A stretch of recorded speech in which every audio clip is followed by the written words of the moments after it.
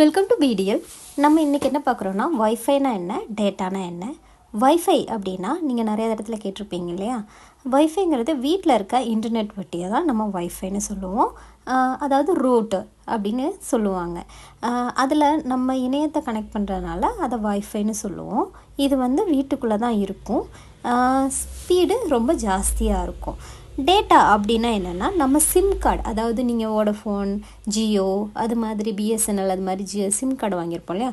அந்த sim card மூலமாக படுறது தான் நம்ம டேட்டா அப்படின்னு சொல்லுவோம். இது ரெண்டையும் இப்போ நம்ம எப்படி கனெக்ட் பண்ணோம் அப்படிங்கிறத நான் உங்களுக்கு சொல்கிறேன். ஓகேவா. முதல்ல இதுக்கான சிம்பிள்ஸ் எப்படி இருக்கும் அப்படிங்கிறத நம்ம கொஞ்சம் டீட்டெயிலாக பார்த்துக்கலாம். இது வைஃபையோட சிம்பிள்.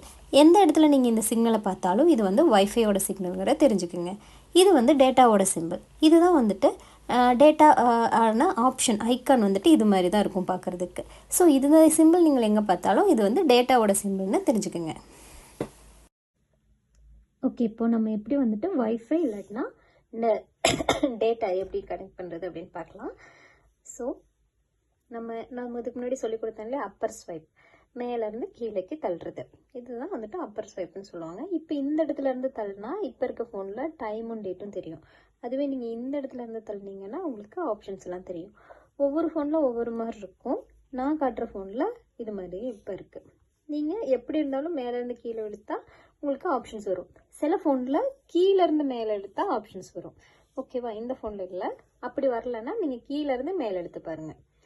அப்படி வரும்போது இந்த இடத்துல தெரியுதா வைஃபை, நான் சொன்னேன் இல்லையா, அது வைஃபை. இப்போ வைஃபை கனெக்ட் பண்ணுங்க அப்படின்னு சொன்னீங்கன்னா என்ன பண்ணும், இதை கிளிக் பண்ணும். இப்போ வைஃபை ஆனில் இருக்கனால அது எனேபிளாக தெரியுது. ஆஃபில் இருந்துச்சுன்னா இப்படி தான் தெரியும், எல்லா சிம்பிள் மாதிரியும் தெரியும். இப்போ நம்ம இதை ஆன் பண்ணோம். எப்படி ஆன் பண்ணுவோம், இதை நம்ம கிளிக் பண்ண போகிறோம், தொட போகிறோம். தொட்டதுக்கப்புறம் இதை நல்லா அமுத்தி பிடிச்சிங்கன்னா வைஃபையோட இது ஓப்பன் ஆகிடும். இப்போது இது ஆஃபில் இருக்கும். நம்ம ஆன் பண்ணிவிட்டு ஸ்கேனிங் ஃபார் நெட்ஒர்க்னு வரும். இப்போ இது எங்கள் வீட்டில் இருக்க நெட்ஒர்க் ஸ்கை வைஃபை அப்படின்னு காட்டுது. உங்களுக்கு நீங்கள் எங்கே போயிருக்கீங்களோ அந்த இடத்துல கேட்கணும் உங்கள் வைஃபையோட பேர் என்ன, இல்லைன்னா ஆட்டோமேட்டிக்காகவே அந்த வைஃபையோட பேர் தெரியும். அப்போ இதுவா அப்படின்னு சொல்லி நீங்கள் கேட்டிங்கன்னா ஆமான்னு சொல்லுவாங்க. அப்படி சொல்லும்போது நீங்கள் அதை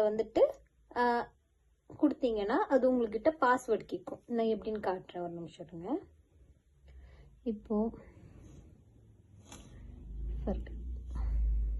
இப்போ நம்ம இதை தொட்டோன்னா இந்த இடத்துல பாஸ்வேர்டு கொடுங்க அப்படின்னு சொல்லும்.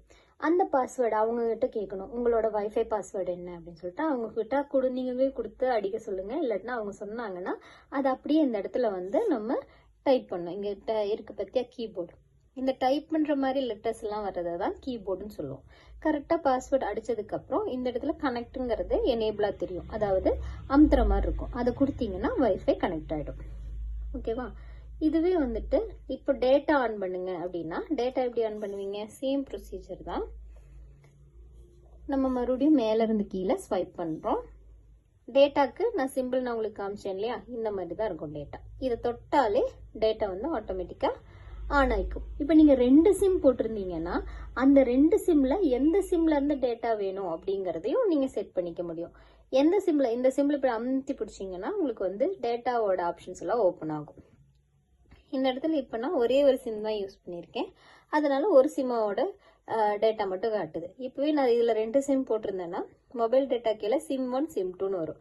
அப்போ நீங்கள் எந்த சிம்மில் டேட்டா ரீசார்ஜ் பண்ணியிருக்கீங்களோ அந்த சிம்முக்கு தான் எனேபிள் பண்ணணும். ஓகேவா. இதுக்கு பற்றி வேறு ஏதாவது டவுட் இருந்துச்சுன்னா கேளுங்க. தேங்க்யூ ஃபார் வாட்சிங்.